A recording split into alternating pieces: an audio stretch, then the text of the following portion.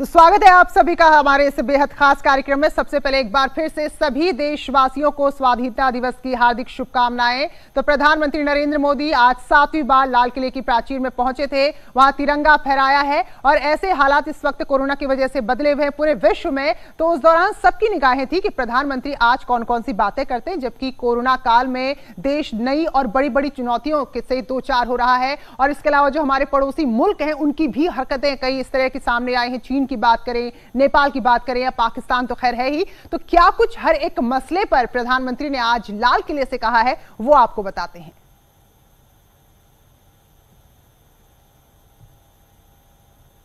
तो प्रधानमंत्री ने जो हमारे पड़ोसी मुल्क हैं, 10 दिन पूर्व अयोध्या में भगवान राम के भव्य मंदिर का निर्माण शुरू हुआ। राम जन्मभूमि के सदियों पुराने विषय का शांतिपूर्ण समाधान हो चुका है। देश के लोगों ने जिस संयम के साथ और समझदारी के साथ आचरण किया है, व्यवहार किया है, यह अभूतपूर्व है और भविष्य के लिए हमारे लिए प्रेरणा का कारण है। शांति, एकता और सद्भावना, यही तो आत्मनिर्भर भारत की ताकत बनने वाली है। यही मेलजोल, यही सद्भाव भारत के उज्जवल भविष्य की गारंटी है। इसी सद्भाव के साथ हमें आगे बढ़ना है। विकास में के इस महायज्ञ में हर हिंदुस्तानी को अपनी कुछ न कुछ आहुति देनी है।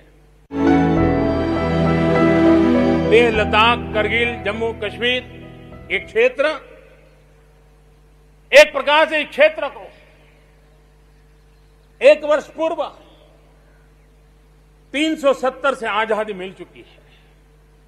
1 साल पूरा हो चुका है। ये 1 साल जम्मू कश्मीर के एक नई विकास यात्रा का बड़ा महत्वपूर्ण पड़ाव है। ये 1 साल वहां महिलाओं को, दलितों को मूलभूत अधिकारों को देने वाला कालखंड रहा है। ये हमारे शरणार्थियों को गरिमापूर्ण जीवन का भी 1 साल रहा है। विकास का लाभ गांव और गरीब तक पहुंचाने के लिए बैक टू विलेजेस जैसे विशेष अभियान चलाए जा रहे हैं। आयुष्मान योजना को बेहतरीन तरीके से आज जम्मू कश्मीर, लद्दाख के क्षेत्र में उपयोग किया जा रहा है।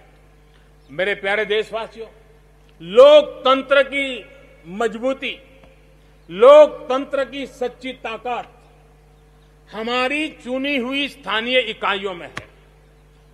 हम सभी के लिए गर्व की बात है कि जम्मू कश्मीर में स्थानीय इकाइयों के जनप्रतिनिधि सक्रियता और संवेदनशीलता के साथ विकास के नए युग को आगे बढ़ा रहे हैं। मैं उनके वहीं के सभी पंच सरपंचों को हृदय से बहुत बहुत बधाई देता हूं विकास यात्रा में उनकी सक्रिय भागीदारी के लिए। जम्मू कश्मीर में डिलिमिटेशन की प्रक्रिया चल रही है। सुप्रीम कोर्ट के निवृत्त न्यायमूर्ति के नेतृत्व में डिलिमिटेशन का काम चल रहा है और जल्दी से डिलिमिटेशन का काम पूरा होते ही भविष्य में वहां चुनाव हो, जम्मू कश्मीर के एमएलए हो, जम्मू कश्मीर के मंत्रीगण हो, जम्मू कश्मीर के मुख्यमंत्रीगण हो, नई ऊर्जा के साथ विकास के मार्ग पर आगे बढ़े। इसके लिए देश प्रतिबद्ध भी है और प्रयासरत भी है।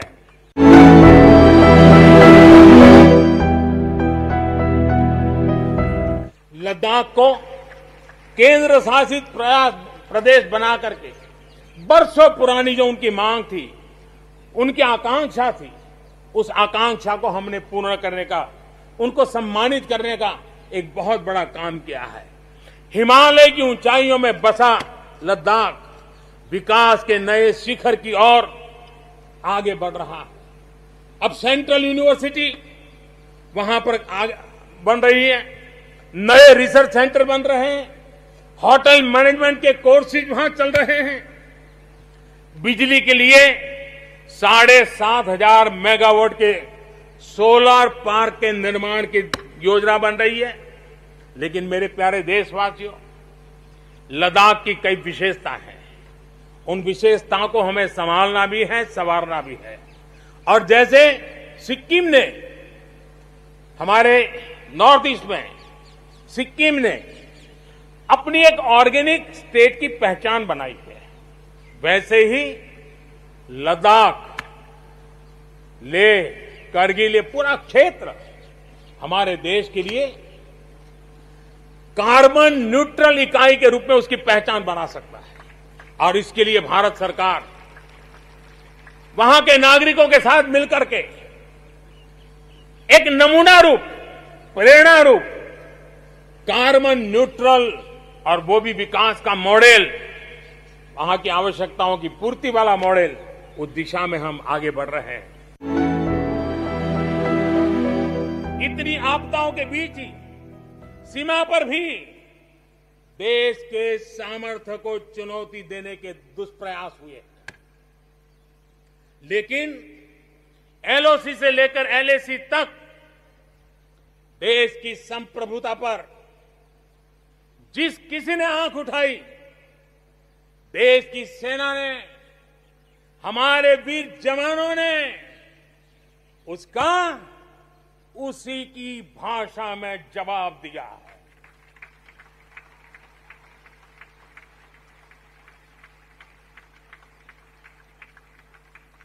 भारत की संप्रभुता की रक्षा के लिए पूरा देश एक जोश से भरा हुआ है, संकल्प से प्रेरित है और सामर्थ्य पर अटूट श्रद्धा के साथ आगे बढ़ रहा है। इस संकल्प के लिए हमारे वीर जवान क्या कर सकते हैं, देश क्या कर सकता है, ये लद्दाख में दुनिया ने देख लिया है।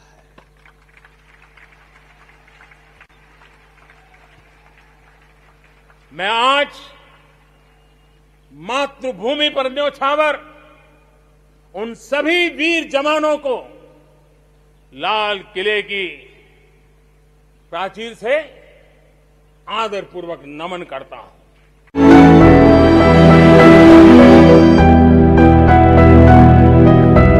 आतंकवाद हो या विस्तारवाद, भारत आज डटकर मुकाबला कर रहा है। आज दुनिया पर का भारत पर विश्वास और मजबूत हुआ है। पिछले दिनों संयुक्त राष्ट्र सुरक्षा परिषद के अस्थायी सदस्य के रूप में 192 में से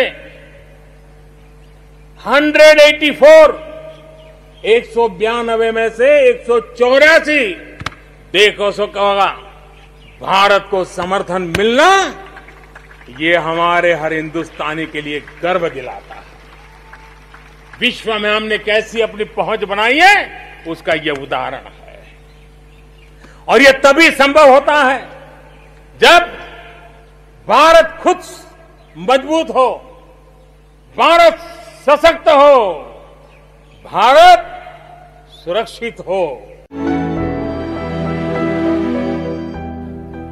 हमारे पड़ोसी देशों के साथ, चाहे वो हमसे जमीन से जुड़े हो या समंदर से, अपने संबंधों का हम सुरक्षा, विकास और विश्वास की साझेदारी के साथ जोड़ रहे हैं। भारत का लगातार प्रयास है कि अपने पड़ोसी देशों के साथ हम अपने सदियों पुराने सांस्कृतिक, आर्थिक और सामाजिक रिश्तों को और गहराई दें। दक्षिण एशिया में दुनिया की 1/4 जनसंख्या रहती है। हम सहयोग और सहभागिता से इतनी बड़ी जनसंख्या के विकास और समृद्धि की अनगिनत संभावनाएं पैदा कर सकते हैं। इस क्षेत्र के देशों के सभी नेताओं की इस विशाल जनसमूह के विकास और प्रगति के लिए बहुत बड़ी जिम्मेदारी है, एक अहम जिम्मेदारी है। उसे निभाने के लिए दक्षिण एशिया के इन सभी क्षेत्र के सभी लोगों को, राजनेताओं को, शासकों को, बुद्धिजीवियों को भी मैं आह्वान करता हूं, इस पूरे क्षेत्र में जितनी शांति होगी, जितना सौहार्द होगा, उतनी ही ये मानवता के काम आएगी, मानवता के हित में होगा। पड़ोसी सिर्फ वो ही नहीं है जिनसे हमारी भौगोलिक सीमाएं मिलती है, बल्कि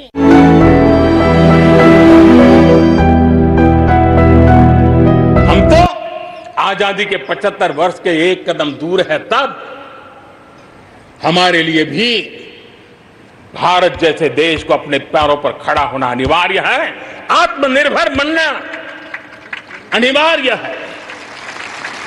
जो परिवार के लिए आवश्यक है वो देश के लिए भी आवश्यक है।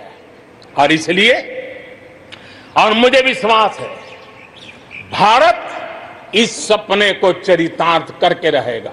और उसका कारण मेरे देश के नागरिकों के सामर्थ्य पर मुझे यकीन है, मुझे मेरे देश की प्रतिभा पर गर्व है, मुझे देश के युवाओं में, देश की मातृशक्ति में, हमारी महिलाओं में अप्रतिम सामर्थ्य जो है उस पर मेरा भरोसा है। दुनिया इंटरकनेक्टेड है, आज दुनिया इंटरडिपेंडेंट है और इसलिए समय की मांग है कि विश्व अर्थव्यवस्था में भारत जैसे विशाल देश का योगदान बढ़ना चाहिए। विश्व कल्याण के लिए भी ये भारत का कर्तव्य है और भारत को अपना योगदान बढ़ाना है तो भारत को स्वयं को सशक्त होना होगा। तो पूरा भाषण आपने सुना, जिसमें जहां हमारे पड़ोसी देश हैं, चाहे चीन की बात करें, गलवान में जो उसने हरकत की, नेपाल की बात करें, कभी अयोध्या में राम जन्मभूमि को लेकर नए नए दावे कर रहा है, कभी पिलर उखाड़कर जो सीमावर्ती इलाके वहां कुछ नए दावे ठोक रहा है, या पाकिस्तान की बात करें, उनको तो कहा ही ठीक है, हम चाहते हैं हम अपने पड़ोसी देशों के साथ मिलकर आगे बढ़े, लेकिन अगर हरकत उन्होंने गलत की तो वैसा ही जवाब मिलेगा। वहीं देश के आत्मनिर्भर बनने को लेकर भी प्रधानमंत्री ने कई बातें कही। फिलहाल एक ब्रेक ले रहे हैं, लौटेंगे जल्दी। स्वागत है ब्रेक के बाद। तो आज 74वें स्वतंत्रता दिवस के अवसर पर हम बता रहे हैं कि प्रधानमंत्री ने कौन कौन सी वो बड़ी बातें की हैं जिसको हर कोई सुनना चाहता था। तो दिखाते हैं आपको कुछ और वो अहम बातें जो आज प्रधानमंत्री ने की। भारत इस बात को गर्व से कह सकता है, भारत उन बहुत कम देशों में से एक है जहां जंगलों का विस्तार हो रहा है। अपनी बायोडायवर्सिटी के संरक्षण और संवर्धन के लिए भारत पूरी तरह संवेदनशील है। हम लोगों ने सफलतापूर्वक प्रोजेक्ट टाइगर, प्रोजेक्ट एलिफेंट हमने सफलतापूर्वक आगे बढ़ाया है। हमारे यहां टाइगर की आबादी बढ़ी है। अब आने वाले दिनों में एशियाटिक लायन, प्रोजेक्ट लायन की शुरुआत हो रही है और उसमें प्रोजेक्ट लायन भारतीय शहरों की रक्षा, सुरक्षा, आवश्यक इंफ्रास्ट्रक्चर और विशेष करके उनके लिए जो आवश्यक होता है स्पेशल प्रकार का हेल्थ इंफ्रास्ट्रक्चर, उस पर भी काम किया जाएगा और प्रोजेक्ट लाइन पर बल दिया जाएगा।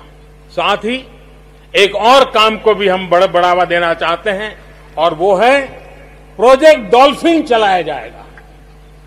नदियों में, समंदर में रहने वाली दोनों तरह की डॉल्फिन्स पर हम फोकस करेंगे। इससे तो कई अहम सारे मुद्दे थे जिस पर बात की और उसमें जैव विविधता यानी कि बायोडायवर्सिटी पर भी अपनी बात रखना प्रधानमंत्री नहीं भूले। तो इन्हीं तमाम बातों के साथ, प्रधानमंत्री के भाषण के साथ हमारे कार्यक्रम में इतना ही।